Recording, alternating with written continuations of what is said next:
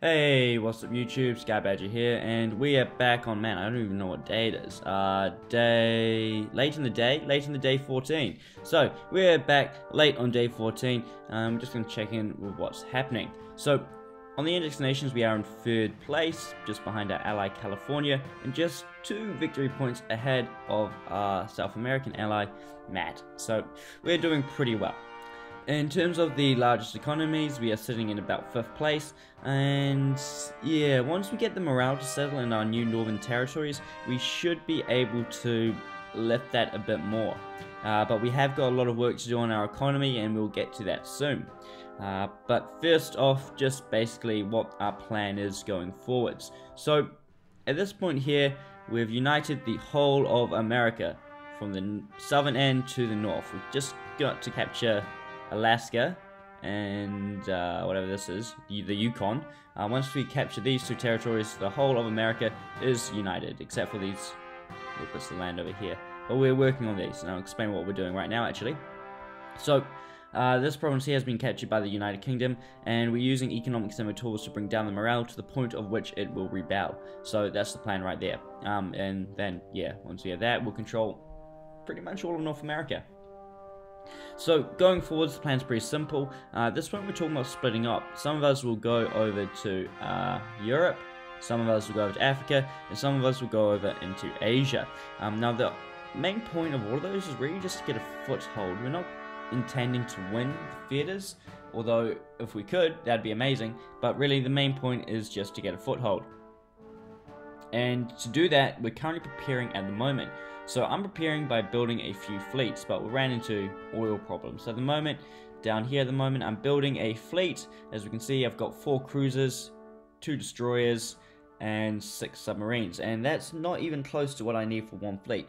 So, actually, if we come over to here, send that over, and then at least couple destroyers closer. So, you know, that gets us close to what we need, but we need a lot more ships. So if we jump into the build queue, we'll see that we are building some other ships as well.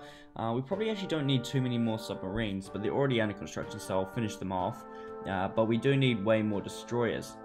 We also do need some more cruisers as well, so we need a lot more vessels. But due to the fact we're low on oil, we can't afford to produce much more, and that's really going to slow us down. To help us counter that, we are investing a lot in our oil economy. As we can see here, we're building infrastructure in these 3 oil producing provinces.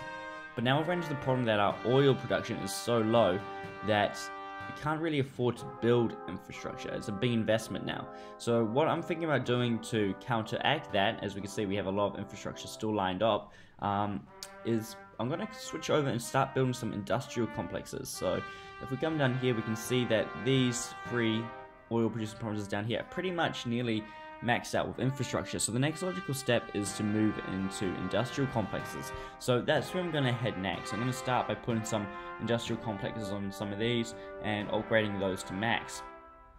So also really important I continue upgrading this and get this up to max as well, because I can at least tap another 1,000 oil out of this per day by upgrading the infrastructure. So that's the plan right there.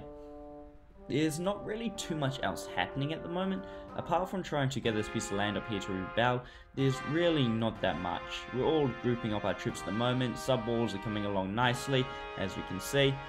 But yeah, there's not that much happening. Poland got obliterated and taken out of the game by his allies. So now the new powerhouse in Europe is France. But I mean, I'm not sure how long that will last. There has been a few other losses in the game. Nothing substantial. Burma's on the way out. Put up a good fight, but he just didn't have... It was just outmatched. Pakistan, or okay, Turkestan. I could swear I saw some Pakistani troops in there. And South India ganged up and took him out. Yeah, so Pakistan was there, as we can see very clearly. So that's what happens there. What does he have in his capital?